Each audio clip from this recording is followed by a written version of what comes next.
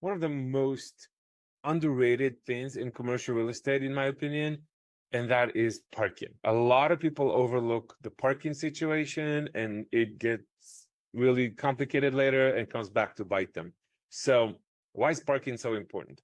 When you go to lease a commercial space, let's say retail, industrial, office, it doesn't medical, it doesn't matter. You're a doctor, you just got a new office. The city is going to have zoning restriction and the city is going to have usage restrictions. And depending on the usage of the space, there's going to be certain minimum parking requirement. So for example, every city is going to be different. They're going to have their own rules. But let's take, for example, retail might say, okay, if it's a retail store, I want for every 200 square feet of space, I want a parking spot. So if I'm leasing 1,000 square foot, and for every 200 square foot, I need a parking space, I need 5 parking spaces available.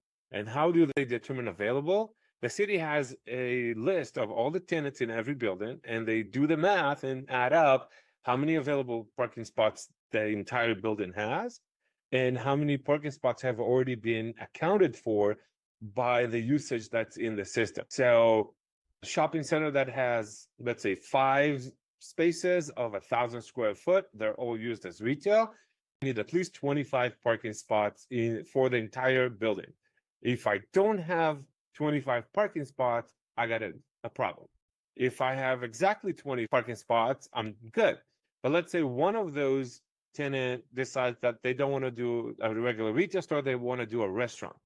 And that city, in that specific imaginary case we're talking about, has a rule that says we need parking spot for every 100 square feet of restaurant.